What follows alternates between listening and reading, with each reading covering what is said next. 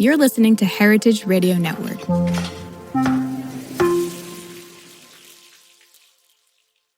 This episode is brought to you by Wisconsin Cheese. There's a reason when you think of Wisconsin, you think cheese. Cheese is a huge part of Wisconsin's history and future. In Wisconsin, the state of cheese, the tradition of cheese-making excellence began 180 years ago, before Wisconsin was recognized as a state. Immigrants traveled to settle in this lush green hills of Wisconsin, bringing their cheese-making traditions with them. These storied skills, combined with the freshest milk available, created a cheese-making culture that is uniquely Wisconsin. Wisconsin's 1,200 cheesemakers, many of whom are third and fourth generation, continue to pass on old world traditions while adopting modern innovations in cheese-making craftsmanship. Find your next favorite cheese at wisconsincheese.com.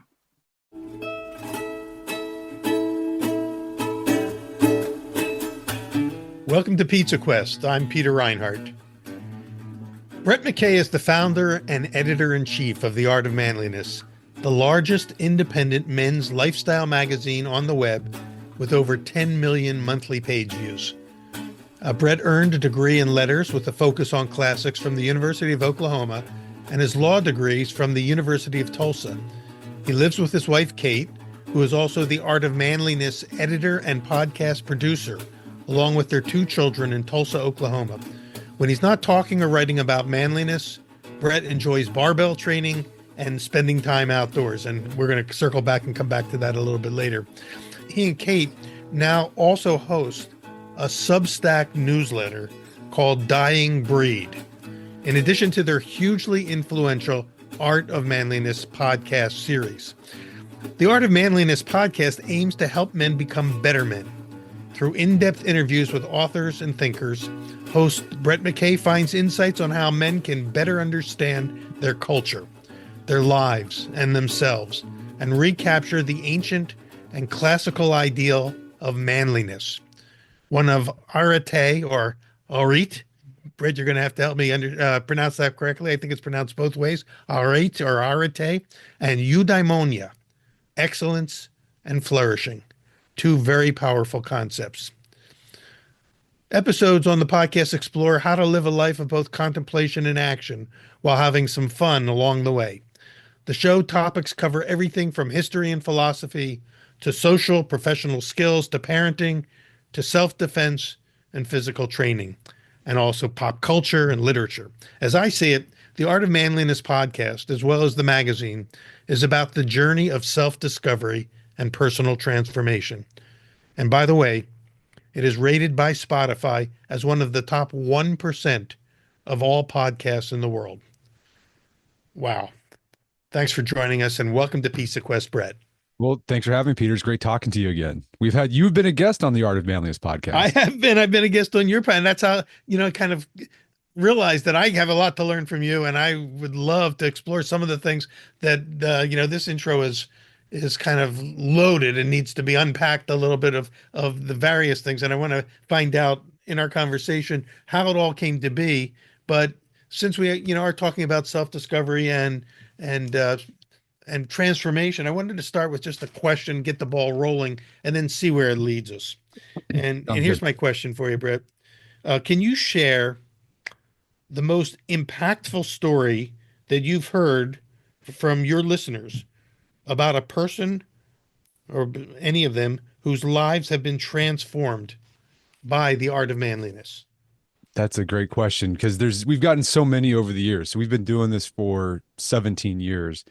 And one of the things that gives me a lot of satisfaction and joy is getting letters from readers who've been reading the website or listening to podcasts since they were in high school.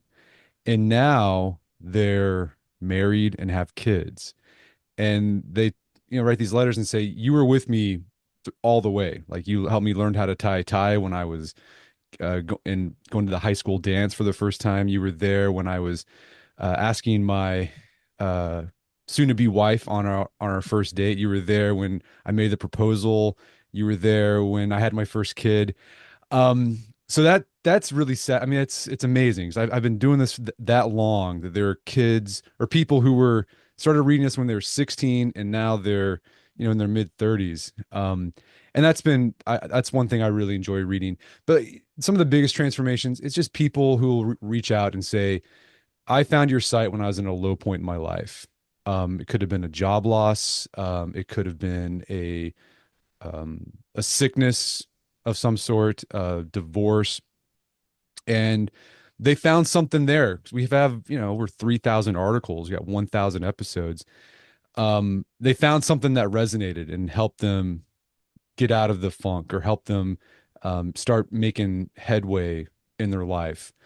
Um, so yeah, we've gotten lots of them like that too many to count, and they Yeah. all kind of blend together. But that's Are that's there kind any of in particular that kind of jump out at you? Like, I mean, you've covered just about every topic I can think of. You probably even have one on like how to properly propose, to Yeah, your we do. intended. Yeah, we got that. I mean, I've gotten wedding invitations from people saying, "Hey, because of your," I think we wrote an article about it was just like stop hanging out with women and start dating them. And this was written, back in 2008. And this is kind of I felt like that time a lot of I think it's still happening today, but a lot of young people were just hanging out, especially guys. Instead of asking a woman out on a proper date, like, hey, I planned something, I'm gonna pick you up at this time, here's what we're gonna do. It was just like, hey, we're just gonna hang out. You want to hang out? So it was kind of ambiguous. But I remember this one guy, he said, I read that article and I saw there's this girl that I saw that she worked at some store at the mall, and I thought she was really cute, and I'd talked to her and I thought she was really nice, and I said, you know what, I'm gonna ask this girl out on a date. Yeah. And so he did. He just like very boldly, like, hey, I think you're really great. I'd like to get to know you more. Would you like to go on a date? And I got a wedding invitation from that guy because that couple ended up getting married Oh, because of that article. So it's neat stuff like that. And then you also get just articles or letters from people saying, "Hey, I really enjoyed your article about wet shaving." And I was like, I can't believe like wet shaving. That was the thing. But it's like it's added something to my life that I didn't have before. Because we talk about the old school. Our very first article we published was how to shave like your grandpa. This yeah. is about how to use a safety razor and a badger brush. And I get a lot of letters like that. That really meant a lot 'cause it made this chore that I do every day into a bit more of a pleasurable ritual. So that's another little thing. I'm always surprised that people like that was the most impactful thing. But hey, that's great. I'm glad that you got Isn't something that out of that. interesting? Yeah, because we talk about these big concepts like, did I say it right? Arete? Yeah, I Um, say arate, yeah. Arete. Because you're a philosophy major in a sense, so you understand these concepts. You go back to Plato. You've got, I think, even have some either articles or podcasts about Platonic and Aristotelian ideas, and so you cover everything from sort of this very high level, and then as mundane and everyday, and as shaving, as how to shave your face like or how to live like what was it, the recent one, how to sleep like the cavemen. How to sleep, yeah, it was a podcast, how to sleep, how to get your better sleep, or looking at the caveman. Yeah. Uh, I'm a big Aristotle fan. And what I love about Aristotle is that he does capture his philosophy captures the big and the transcendent. But then he also gets really practical. It's like if you want to live a flourishing life, the small day-to-day things matter. Um, and it all adds up to a bigger flourishing life. That's one of the reasons I'm a big fan of Aristotle. He combines the contemplative with the action. And that's one of the things that's really jumped off the page at me when I first discovered you is that I have rarely hear anybody talk about eudaimonia, which Yeah. is a concept that has kind of driven me for years. Pizza Quest, even though it's really talks about pizza a lot, is really at its deeper purpose about the search for self-discovery and a meaningfulness in life. And uh, when I first learned about eudaimonia many or heard the word and the definition for it as sort of a term coined by the Greeks, maybe it was Aristotle or the philosophers of that era, as that the purpose of life is to flourish. A whole bunch of light bulbs went off for me, and I think it feels like your site is kind of triggered by that kind of light bulb insight. It is. So I mean, we can get into the impetus behind the site. with my background in classics and letters, I read a lot of ancient Greeks, ancient Romans, philosophy. Then I also read a lot from uh, the founding fathers, kind of the people from the Enlightenment era who were Uh-huh. inspired by the Greeks and the Romans. And one thing I found when you read these guys, particularly the guys in the 18th century, so we're talking about the 1700s, they would talk about manliness. They talk about the manliness of George Washington or the Yeah. manliness of John Adams. And for us in this is the late 20th century, early 21st century, when we hear manliness, we think, oh, it's like drinking beer and watching football and it's Arnold Schwarzenegger being macho. Yeah, macho seems to be the equivalent. Yeah. Yeah. Yeah. But for these guys in the 18th century, they were going back to something deeper. Manliness was it was basically it was a virtue. It was like being manhood, manliness was a virtue. Yeah. And when they talked about manliness, they were kind of going back to this sort of Roman idea of virtus, virtus, which meant manliness. That's where we get our word virtue from. But for the Romans, it meant strength, physical prowess, of course, because they were very a warlike people. But it also meant having developed virtues like temperance and prudence, self-control, frugality, magnanimity. And I really like that idea because and it reminded me of my grandfather. No. My grandfather was born in the 1900s, served in World War II. He worked for the Forest Service. And Grandpa, he was the coolest dude ever. He could go out into the wilderness with nothing but a pack horse and survive for, 3 weeks fishing and uh doing whatever to sustain himself. But like he was just like he had like a refinement to him that I felt I was lacking, that like a lot of guys was lacking. So I feel like my grandfather, my mom's father, really embodied that idea of manliness that George Washington and Aristotle were talking about. So I was like, Yeah. you know what? I want to bring that back. I think it's a great idea. We've lost that. I think it's a positive ideal for men to strive for. Yeah. So let's see if we can make that happen. It's kind of like, what do we have to look up to? And I think that even, citing your grandfather, many of us have somebody in our life, and often it is a grandfather or a father who is the person that we aspire to be like. Yeah. And so is that kind of what triggered the whole idea of launching the Art of No, so what Manliness? the story is, there's an actual like origin story to the Art of Manliness. It Yeah. started the seeds were planted in 2007. So I was a law student at the University of Tulsa, and I was in the midst of studying for finals. And I went over to the Borders bookstore that's nearby our house and just take a break. And like I always did, I think I'm sure you did this too. When you went to a bookstore, you just go to the magazine section Yep. and go look at the men's, look at the magazines. So I was in the men's section and I was looking at these covers and I was realizing, oh my gosh, these things that it's always the same thing every month. It's like how to get six pack abs, articles about how to have a vibrant sex life. It was all about Right. how to the latest expensive clothes you need to own, the watches, the trips you had to go on. And I remember looking at this like, you know what, this doesn't really resonate with me as a married broke law student. I was like, there's got to be more to being a man than this. And I thought, why don't I start the men's magazine that I'd want to read? Yeah. And so that's what I did. At the time, this is when blogging was taking off. And I'd been doing some blogging before that, this time. And I said, you know what? I can just buy a domain name, uh, load up WordPress and start writing. And that's what I did. So right there, I had a Moleskine, pulled out my Moleskine Notebook. notebook, Yeah. Yeah. and I started generating like article ideas that I'd write about, categories that would be in this website. And I started generating title or the names of the websites. That's the most important thing, the name. That's the most important thing.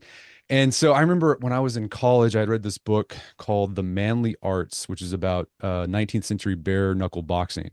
I thought that'd be cool. And I Yeah. wanted, I was thinking, I want this kind of like a vintage feel, like reminds me of my grandfather, Theodore Roosevelt. Yeah, kind of a So John L. Sullivan pose. yeah, John, and I was like, yeah, I think it'd be cool to have like a, you know, a 19th century boxer. And I didn't even know who John L. Sullivan was at the time, but I was like, I want a bare knuckle boxer as my logo. And so I put the manly arts, and it's like that doesn't sound good. And I was like, well, how about the art of manliness? Yeah, That's got a ring to it. it's clever. Um, so that's what I did, and I went home and I told my wife, I was like, I got this great idea for a blog. I think it's great. And she was like, you need to study. Like you're in law school. You need You're to, right. this is what you need to focus on. I was like, okay, well, I'll wait till after finals are over, then I'll get going. And so, yeah, finals were over that winter 2007. And during the break, I did all the web design myself. I was terrible at it, but just through trial and error and lots of Google help, I was able to get something up. Did my own photoshopping, got John L. Sullivan there, created the first logo, and launched it like shortly after January 1st, 2008. And the very first article was How to Shave Like Your Grandpa, which was a deep dive into not straight razor shaving, safety razor shaving. Yeah. And yeah, that's how it started. And I just was publishing 3 times a week because I was busy with law school and law review. So And you were basically, it was like a blog. You were just writing it was these a things. You blog. Yeah, weren't, it was yeah. text articles. That was it. And it really, what took off, what happened was, I think it was like March 2008. So like 3 months after I started the thing, I was sitting in wills, estates, and trusts law, which is a really boring topic of law. And I was learning about, you know, first cousin once removed and second cousins and who gets what whenever you die. And, you know, of course, I wasn't paying much attention. So I was checking out the website and checking out the statistics.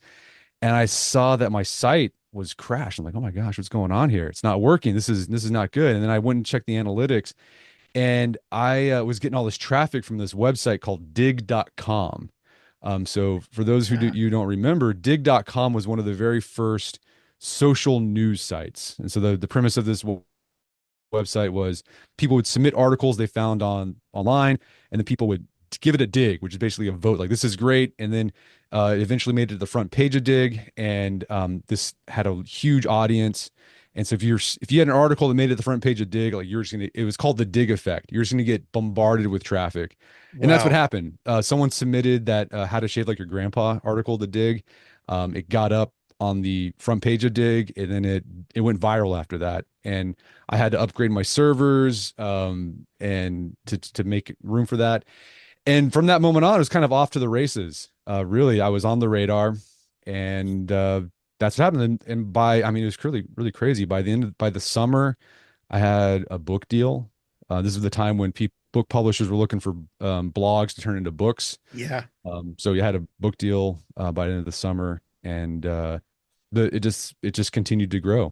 It took on a life of its own. And is dig.com still even in existence, or is It's it in existence, but it's not what it was. Not It's a shadow of its former self. Yeah, been taken it over was a by lot more like Instagram? Reddit. Yeah, it was a lot more like Reddit um back then, but it's not like that anymore.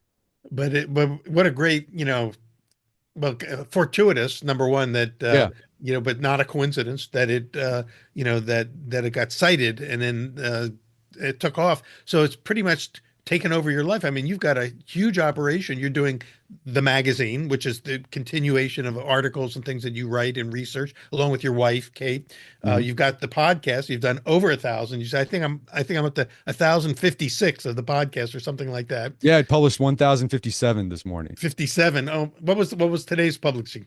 Oh, it was about the history of the notebook. That's Uh right. And when you mentioned Moleskine, I thought of this. That's yeah. right. That's the newest one. So how important is a notebook? Is that Yeah. who did you interview for that? This guy named Roland Allen, I think is his last name. British guy, and really great book. He goes and he's in marketing, but he decided to just do a deep dive into the history of the notebook and its influence on our culture, and it's a big influence. Well, it has to have resonated with you since you Oh, for started sure. this whole thing with your notebook. Yeah, no, for sure. So I got to listen to that one because notebooks have been so important to any of us who are doing writing. I think that's where a lot of your sparks get captured and turned into flames. Um, So that's really cool. And so you got 1,000. You got the magazine. It's been going. You've been doing this now for at least 15 years, right? It's 17. 17. Starting Holy. 2008, 2025. That's 17, right? Yeah, yeah. So you're doing this. This is your life. You This is you my you are a career. Yeah, publisher and a producer and a content provider, but this is your livelihood as well. correct. Yeah. So, by the time I graduated from law school in 2009, I was we were making enough money from the website where like it could be a living. It would be a meager living. We had to eat beans and rice and whatnot. But I was like, it was an option where I didn't have to practice law. So what ended up happening, I graduated in 2009. I decided, law wasn't for me after doing some internships. So I forego doing the bar exam. But there was a lot of, you feel bad. You spent 3 years, Right, made lots of right. money, and you're not even going to use this degree. And then also I was worried about, health insurance and benefits and things like that because I was, a new family. And so what I did is I worked for Thomson Reuters in their law department for their legal research company called Westlaw that lawyers Uh-huh. use.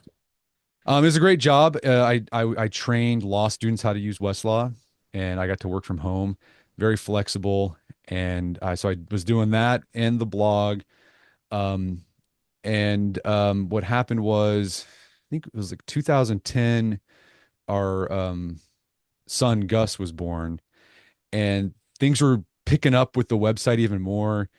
Busy being a dad, and I had to make this decision. Like, I can't do all of this. I gotta burn the boats, so to speak. And so, yeah, that I think end of 2010 or beginning of 2011, I quit my job with Westlaw and went completely full time All with the in. Art of Manliness. And Kate also is a contributor and does it so much. I mean, she's Yeah, your no, partner in this we are project. partners in crime with this. So Kate, she came on shortly after I started in 2008. I was in the middle of what happened was I think I was studying for my spring finals in law school, and I was like, Kate, I'm really busy. I need to keep up my schedule. Could you write something? Um, and Kate was a history teacher. She was at the community college here in town. She's got a background in history. She has her master's in religion.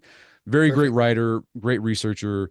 And I was like, "Can you help me out?" She's like, "Oh yeah, of course." So she started this series about Benjamin Franklin and his quest to live the virtuous life. Ah, So Ben Franklin, when he was a young man, yeah. made this goal to achieve moral perfection, and he did this by trying to live 13 virtues. And he even created these because he's very Benjamin Franklin, right? He's going to be very systematic about this whole thing. Created Right. these notebooks with a chart where he could keep track if he was being temperate or living an orderly life or living a chaste life. Didn't do a very good a job at that sometimes.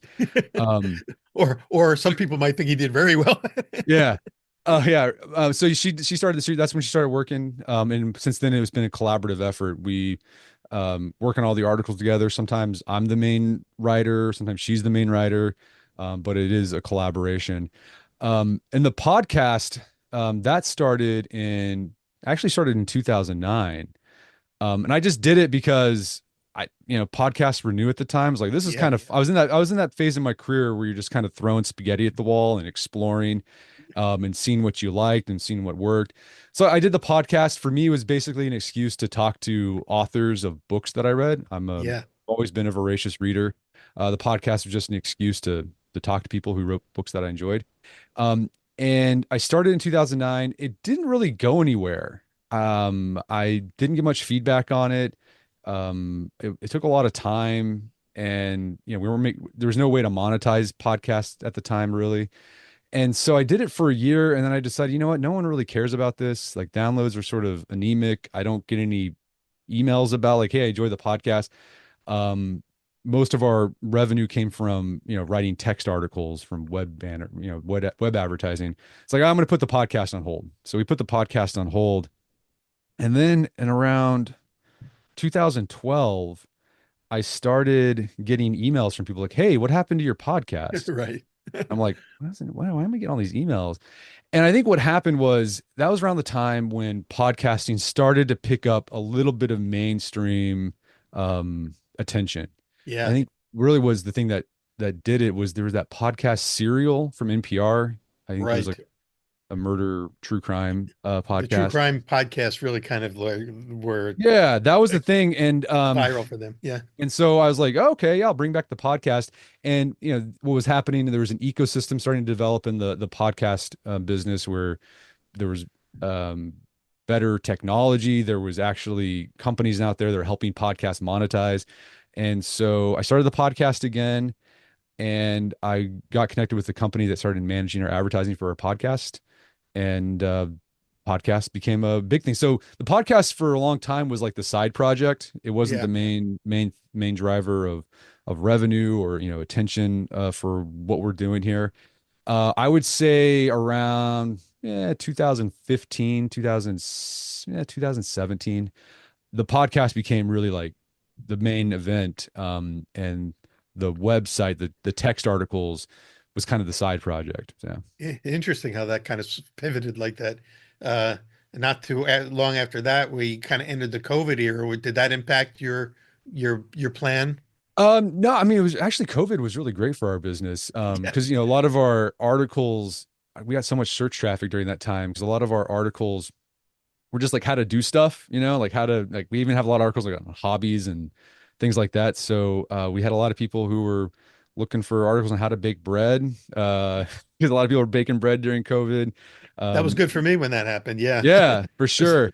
I mean, so our web traffic went up. That was great. Yeah, the podcast, it has affected the podcast. Uh, 2020, everyone was bored, everyone was at home, so everyone started a podcast. So competition definitely got yeah. stiffer It's a from very crowded 2020. field these days. It's But super crowded. Yeah, I yeah, mean, it was, back then when I was first starting out, I was a top 50, top 25 Apple podcast. yeah. um like the entire ecosystem. That's not the case anymore because there's too many podcasts to compete with. But every podcast has to find its niche, and you have kind of had already established your niche. Yeah, so I And had the first mover advantage. I feel like I have my audience. Like the guys have been, not even guys, we have a lot of women that listen to the podcast and read the well, website. that's a question I really wanted to get to because the art of manliness. It's your audience is not just men, right? No, yeah, so I'd say like 85% are male. But so we have about 15% who are women. And yeah, the women like what we do. The women, they I don't know how would they say describe it? They like it because it gives them an insight about the men in their life. They want to help the Yeah, men in their lives, their yeah. moms, their wives, their sisters, their daughters. But also, I mean, a lot of the content we write, I mean, it is geared towards men, but it's applicable to anybody, Because really. it's really universal. The deeper purpose Yeah. of this is much more universal than Oh, just for sure. yeah. And I think it's just yeah, I mean, we're our audience, we're just trying to target men. We're trying to present this information in a way that I think men would find appealing. But of course, women can find it appealing as well. I mean, it's like I give the example, like I'll pick up. I read women's magazines. Like I'll pick up when I'm at the dentist and there's a copy of Family Circle. I'm gonna pick it up and I'm gonna Right. thumb through and oh, here's a great tip on how to organize my Tupperware. This is actually really handy. Like, Exactly. I don't subscribe to Vogue, but whenever I'm in a store that has a copy, I always pick it up and look yeah, through it. yeah, I do. Because it's just interesting. So yeah, we do have a very we have pretty substantial, not substantial, like 15% of our audience are women, and they're awesome. We love them. Well, let me, if you don't mind, I'd love to kind of dive into sort of the how the sausage is made side of this thing because it is your livelihood, it's your business, it's your you are a publisher, so to speak, Yeah. a media publisher. How does that work? You mentioned earlier the revenue. How does revenue come to you and because we have a lot of listeners who are asking the same question. I got a little podcast, how do I monetize it? What do I need to do to make it work? Yeah. And So we're primarily advertising supported.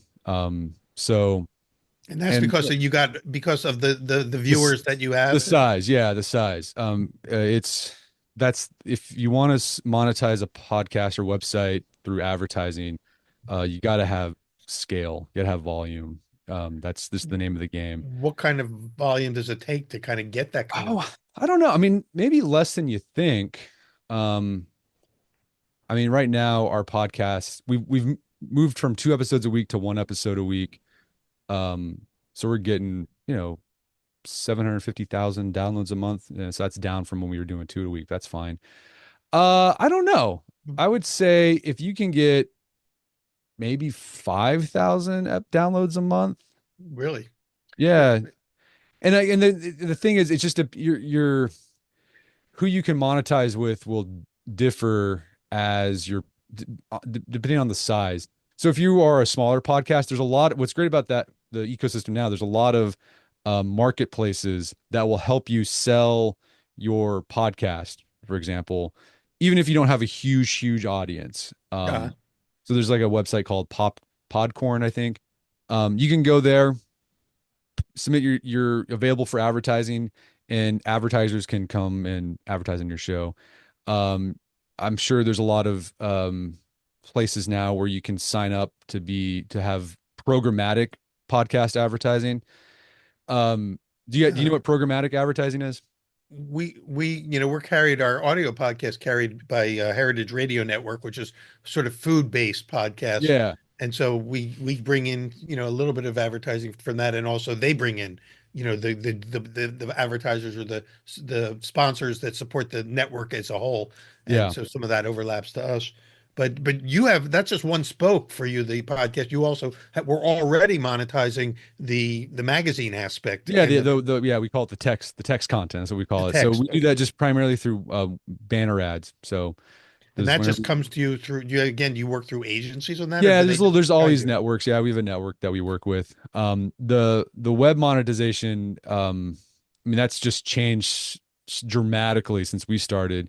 When the very beginning, you could get there's just more money. Like that was the only game in town. So if an advertiser wanted to advertise, they had to go to a website.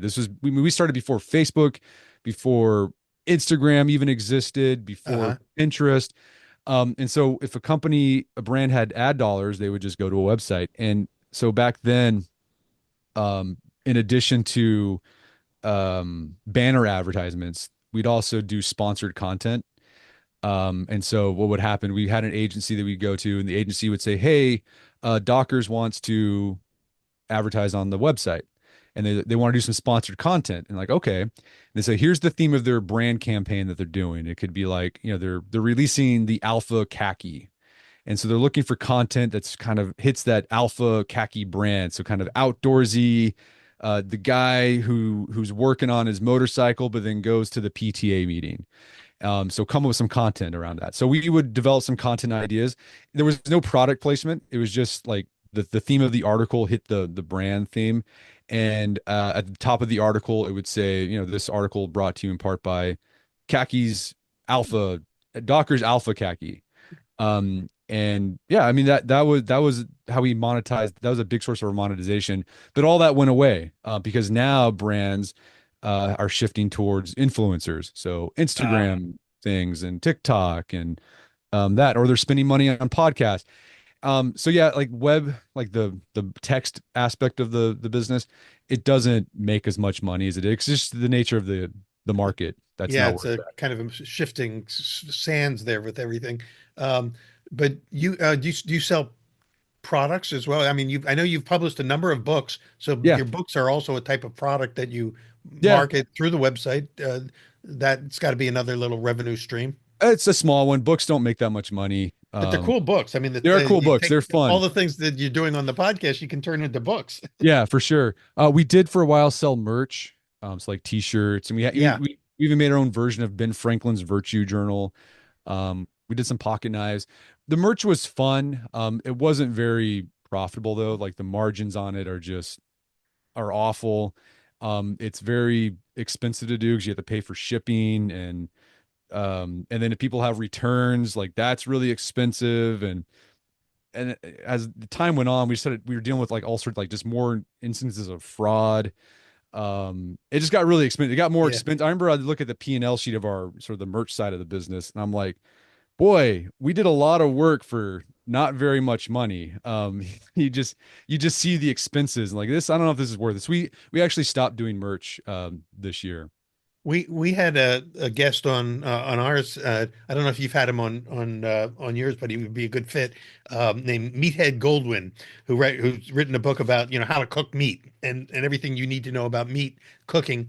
And it's really a food science book. It's wonderful. But he's got a very successful um, I don't know if it's a website, I guess, called amazingribs.com, in which he's built up a following of, hundreds of thousands of followers. And he doesn't sell anything. It's just all content driven. He doesn't carry product. But the way he finally figured it out, he shared this with us, is how to monetize it is that he offers, and I think this is where the Substack thing comes in. He offers a premium membership.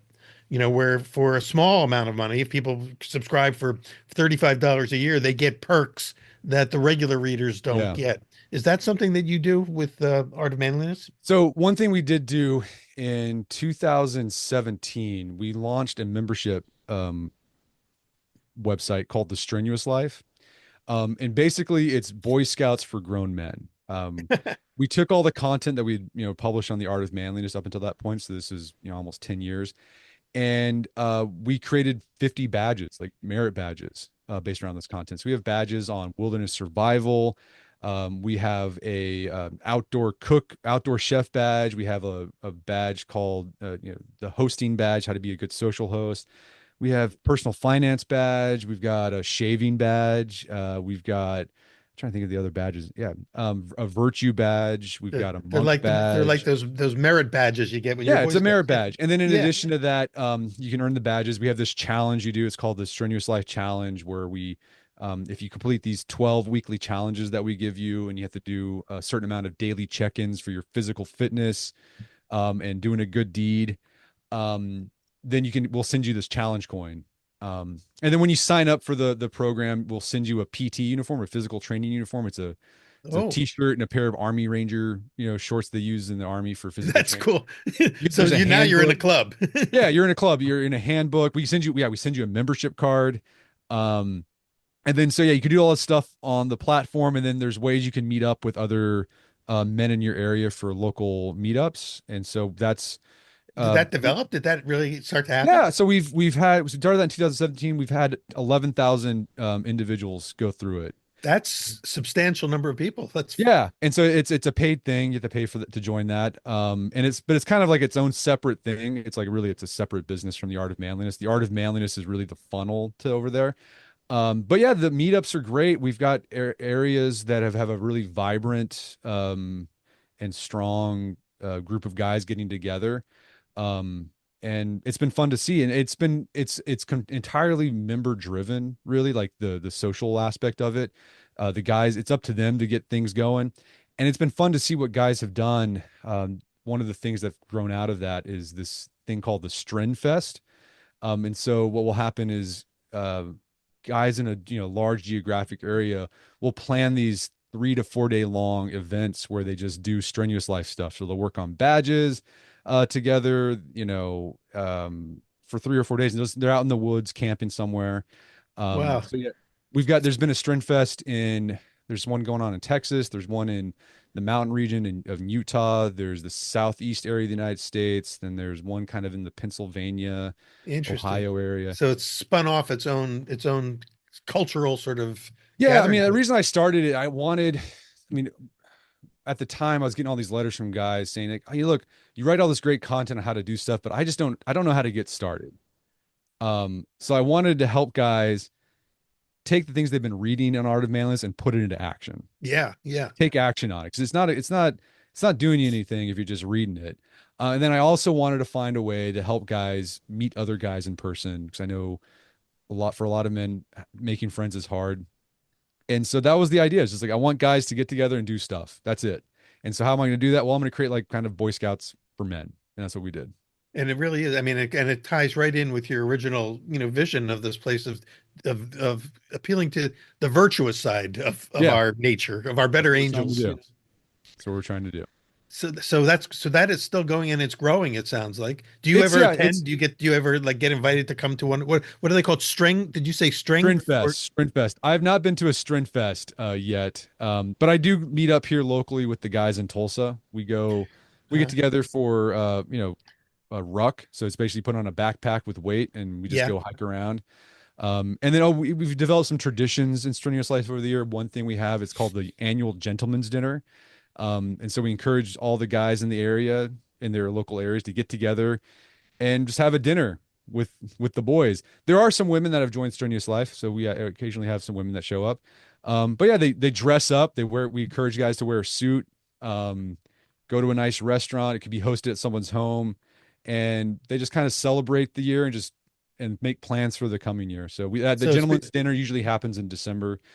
This year we're trying to start a new tradition on um, around the birthday of Teddy Roosevelt, who's kind of like the patron saint of the strenuous life. He came that up with makes the whole sense. Yeah, life. that makes really Around sense. his birthday, we do a Teddy Roosevelt Day of Service, and so we encourage guys to get together in the local area and do some sort of service project. So I think here in Teddy Tulsa, would have loved what you're doing with oh this. yeah. So Yeah. yeah, what we did in Tulsa is we went to a local wilderness area here in town and picked up trash for the day. So And so you create it's a fellowship of yeah, like-minded people that are now I know that in your bio it mentions how much you enjoy working out. You're a barbell guy or yeah.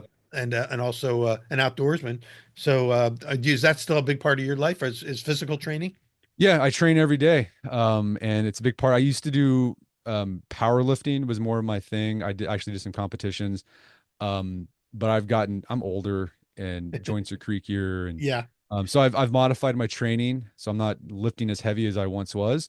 But it's still a big part of my life. I think Aristotle was right. There is a connection between the body and the spirit. And if you have a strong body, you can help strengthen your spirit. And the spirit can also strengthen the body. So I'm a big believer in that. And then the outdoors, yeah, I love both Kate and I, we love backpacking. Some of our favorite things to do. And then with your kids, you probably have turned that into kind of a big part of your family life, huh? We have, yeah, we try to make a like at least a quarterly camping trip with the kids. Well, it's great to hear that you're able to, you've created something and you're able to actually, live it. And as you live it, you keep developing more content to write about and talk Yeah, about, yeah, in the platforms that you've created as well. Do you ever get just to kind of we've been talking about sort of the positive. Do you ever get any serious criticism from anybody? You get uh, letters like like why is it manliness, why isn't it yeah, humanness or whatever, things like yeah. I that. mean, not really. When we first started, we did. Um, I don't know why it was at the beginning. Maybe it's because like we were the only game. There was not many other things out there. It was I think kind of we've before the haters movement started to. yeah, but we don't really get it that much anymore because I think we've been around long enough that people know what we're about. Like I think the thing is like when people first hear the name, The Art of Manliness, they kind of laugh. They kind of like that's silly, and they kind of think about it's going to be this dumb like drink beer and watch football. But then they come to the site and they're like, oh wow, I get what he's trying to do. This is actually really cool. And then they enjoy it. They become fans. Yeah, I don't get we used to get more criticism in the beginning. I don't know why, and it's just kind of tapered off. I mean, one Well, thing you've that's yeah. no, I'm saying you've built up, everyone knows who you are now, and you've got your own almost immunity against some of the stuff that comes from ignorance. Yeah. Um, so before we run out of time, though, I want to get into this latest thing that you're doing, the new thing that you and Kate are doing, which is Dying Breed, your Yeah. Substack newsletter. Can you talk a little bit about that and what your goals are with that? Yeah, so we started it at the beginning of the year, and basically, Dying Breed's an outlet for article ideas that it wouldn't be a good fit for the Art of Manliness for some reason. Like we just don't think and there's like things we want to write about that just wouldn't be a good fit for the Art of Manliness. We're looking for a narrow audience who would appreciate what we're trying to do. Because like whenever we love writing like about these sort of long form deeply researched articles about history and lessons you can extract from history. When we publish that sort of thing on Art of Manliness, it really doesn't go anywhere. There's like I think a very small segment of our audience that really enjoys it, but our general audience, they're looking for like how to shave better, how to dress better, how to get in Yeah. shape, which is fine. I think there's anything wrong with that. And so what we're hoping to do with Dying Breed is taking some of those articles that we want to write about wouldn't do well in Art of Manliness and just have it on the Substack. So that's And one it of them. allows you to be kind of more literary and Yeah, more literary. And what's great, we have comments on there. We don't have comments on the Art of Manliness. We used to have comments on the Art of Manliness, but it got, we were so big that we just had a lot of trolls, and so yeah. we're spending all of our time moderating comments, and that was just like, we're just going to get rid of comments. But we did miss interacting with our readers. And so what's nice about the Substack is because it's paid, it does do a lot of filtering. And so you just get people who are really excited to be there, and they're doing their best to make it a great environment for everybody. So yeah, we did some articles. So my wife right now, Katie, with her background in religion, is really digging deep into this. She's doing a series of articles about Dietrich Bonhoeffer's Life Together. I think you'll actually resonate because I know you have a background in sort Yeah. of And religious communities. yeah. So And she's trying to extract lessons what just regular people can get from Bonhoeffer's idea of the new monasticism. And so this week she published an article about the role of community in shaping a soul, and looking at Bonhoeffer's idea about the role of community in shaping yourself. And then she's going to dig into Bonhoeffer's ideas about sort of the routines or rituals you can have in your daily life to live a flourishing life. So it's been really exciting. it's great to see how you can kind of bring it full circle. Has Katie ever thought about launching anything along the lines of the art of womanliness? No, we do own the domain names for that. You do, huh? Um, but I think with the women's stuff, I think with the women's stuff, something we both noticed, it's a little more touchy.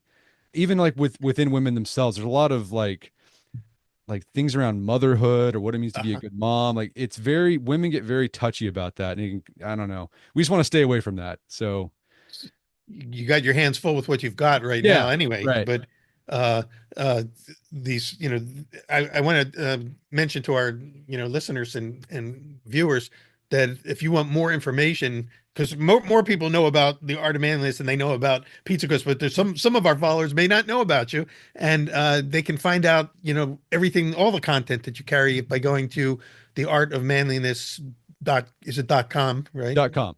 Yep. And of course, Google search will get you there, but artofmanliness.com, we'll put it up, on our site as well. And you can go through the archives, and the topics are unbelievable. I mean, everything from, like, because you've had some great guests who are influenced by people that influence me. Like one of the first ones I went to was how to win friends and influence people, Oh yeah. based on, the works of Dale Dale Carnegie. Well, Carnegie. uh, so the it's real practical stuff. And I'm thinking of some of the other topics. There's one that I know that you're known for, is the rule of three. Oh, the rule of three. Actually, I didn't write that. That was we used to have a guy work for us named Jeremy Anderberg. He wrote that, the rule of three, that was based off of a podcast host we had, wrote about productivity. And the whole rule of three is just like write down three things you want to get done that day. That's it. Like you don't have this giant to-do list. Yeah, Three things. If you get those things done, you'll be good.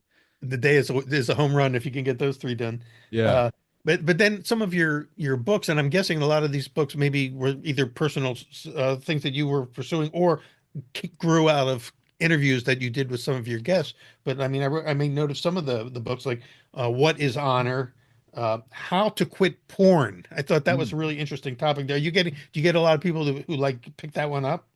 Yeah, we do. We've gotten actually a lot of letters about that series. So it started off as a series on the website, then we turned it into a book.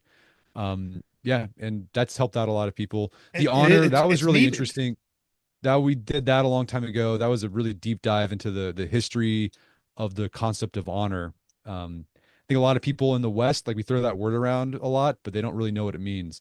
And so we Yeah. took a deep dive into that. uh the charismatic man. Uh Yeah. So that's that got was to based be. off a series of articles we did on how to just be more charismatic, how to be um, more warm with others, how to show that you have, you're competent and empathetic. So that was another good one. Were you a big Dale Carnegie fan yourself? I was. So when I was a kid, I read, How to Win Friends and Influence Yeah, me People. too. I mean, When I was it in high changed my school. life, that book. It was a great book. I was a big Stephen Covey fan. That was a book Yeah, I read in high school. yeah, It's been great because of the podcast. I've had the opportunity to talk to two of Stephen Covey's children. I talked to Stephen Covey Jr., who kind of carried the mantle of his father's work, and then also his daughter, Cindy. I think is her name, who helped. Basically, she published or finished her dad's book that he was working on before he died, and it's all about how you can still live and continue to grow and develop even when you are past your prime. And I really enjoyed that. Boy, well, what I really admire about what you've accomplished with your work is that you've created a way to live your life and to support your family and create a livelihood and do something meaningful that it kind of keeps feeding itself, and it allows you to explore the things that you love that are important to you, and um, and enjoy it. You're enjoying life. You're flourishing, I guess, is the word, at That's least. what we're trying to do. That's the goal. Yeah. And I think that if I was going to sort of summarize everything that we've talked about here, and I think why people are drawn to your site is, going back to these very sort of erudite concepts like, eudaimonia and arete and things like that, but bringing it down to earth. And I think maybe that's why Aristotle is maybe has more appeal even than Plato to you, is because he knew how to bring things down to earth and make it real. And, from, say, someone like Stephen Covey, who talk about 7 habits, bringing it down to 3 things that you can do on any Yeah, given day that can change your life. I think that's what they need, a place to start, and then how to follow up with it once they've started. I agree. Yeah, so we're trying to do. We're trying to help people answer those Tuesday afternoon questions. It's like, what do I need to be doing on a Tuesday afternoon to live a good life? So if people want to say dive deeper into your work through the new Substack, Dying Breed, how do they do that? How do they Uh, tap into it? just go to dyingbreed.net. It's a paid Substack. The way we're setting it up is Art of Manliness is for our free stuff, and Dying Breeds for our paid offering. For people that want to just get a taste of it without having to subscribe, is there it's sort of an introductory level there? Yeah, you can do. There's a free trial that you can sign up for, where you can kind of get a taste of what we're doing, and you can kind of explore some of the stuff we're doing. Something else we're doing on Dying Breed. My wife published these things called Sunday Firesides. Oh yeah, the firesides. She publishes them Sunday morning, and it's just sort of a short 300-word thought about different things. It's kind of kickstart your day and reflect on as you go throughout your week. Is that a separate publication from Dying Breed? It's on Dying Breed. It's part of Dying Breed. So The you have to. continuing series. She started on the Art of Manliness, and we've taken it over to Dying Breed. I see. Well, I'm fascinated by how you've put the whole thing together and how it's kind of grown and evolved over the last 15, 17 years now. So congratulations on all of that, and thank you for the work, and thank you for the service that you provide for people who are hungry to learn how to grow as a human being. Well, thank you, Peter. I appreciate it. Thanks for what you do. No. While I have you, thank you for having me on the Art of Yeah. Manliness. Make sure you link to the show. I got a lot of compliments about that show. Oh, good. Well, that was I was actually- exciting we're for at me a- to be a part of it. I was actually at a Strenuous Life meetup, and this guy's like, you know what? I saw that thing about bread, and he's like, when it first came up my feed, I was like, bread? Like, is he running out of ideas or something? And Yeah, then right. he listened to it. He's like, that was one of the best podcasts I shared with all my friends. It was just, Oh, 'cause that's nice. I love what you do. You took the idea of making bread and how that is a metaphor for living a flourishing life. And so I think that's a great example of taking those very abstract ideas and making it concrete. Yeah, that was my version of an attempt to do, in my little world, what you're doing, on many subjects. So I was honored to be a part of that, and thanks for having me on. And thank you for coming on and sharing, your story and everything that you've learned over these last couple of years. So maybe we'll go out with one other question. Since we've been talking about sort of this rule of 3 and summarizing things and bringing it down, can you think of like 3 or 4 of the most important takeaways that you've garnered as a result of doing the Art of Manliness that you would share with people? So what are the 3 or 4 most important things that I could get as a result of what you brought to us? Do you have any thoughts about what they might be? Okay, I know one is gonna be make sure you move your body every day, some sort of physical activity. Doesn't have to be barbell training, but like go for a walk, Ah, move your body. move your I'm a body. big believer in that because that just will help your overall physical health, but also mental health. Number two is there's this idea from Nietzsche, who I think also another like it was like a 20th century theologian picked it up, but success in life just often comes down to a long obedience in the same direction. And that's what we're trying to do. I've the success I've had with the Art of Manliness, and Kate and I've had with the Art of Manliness, has just been being consistent, uh, publishing every week without fail for 17 years, and not only applies to a business but also applies to a marriage. It applies to a community life.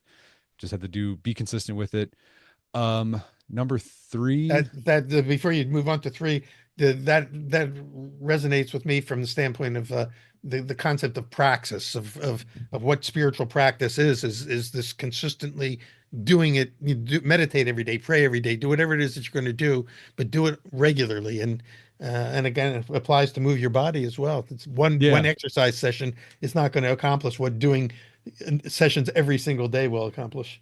that's right. Number three would be I think like learn from history. Like we have this unbelievable heritage of people who have thought about the big problems, the big issues that face humans. Like tap into that. Like don't take it for granted. So read Aristotle, but also read Jane Austen, read Theodore Roosevelt. He was actually a great writer. Yeah, yeah, Read, I mean, read your book. Like look for ways. There's people who are thinking about the problems of humanity, and they don't have the answer, but they've probably got you something that can go get you in the right direction. So I'd say read widely, is another one. Um, I think those three. If you move your body every day, be consistent with whatever it is you're doing, read widely, you're gonna do all right. And I think here's a big thing. I mean, this if you're married, this is a big takeaway I've gotten from the Art of Manliness. I had this lady on. She's a marriage counselor. She wrote this book about the weekly marriage meeting. uh, Um, and my wife and I started implementing this several years ago.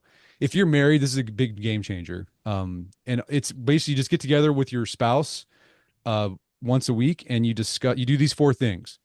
You take time to appreciate each other. So like talk about all the things. Hey, honey, I appreciate you doing this in the week, and I appreciate how you helped me out when I was having a hard time. uh, So appreciate each other. Then you yeah, discuss to-dos. So this is like the business of running a household. yeah, Here's the stuff that needs to get fixed. Here's where Johnny needs to be this week for practice. Like you discuss the to-do, like the practical stuff. And then then the next part of the marriage meeting is you plan for good times. So you plan for good times as a couple. Like, are we going to go on a date this week uh, or something like that? Or do you plan for good times as a family? Are we going to go on a vacation? Are we going to do something this weekend with our kids? And then also plan for individual times. Like, well, I want to do this thing with my friends. Am I going to be able to do that?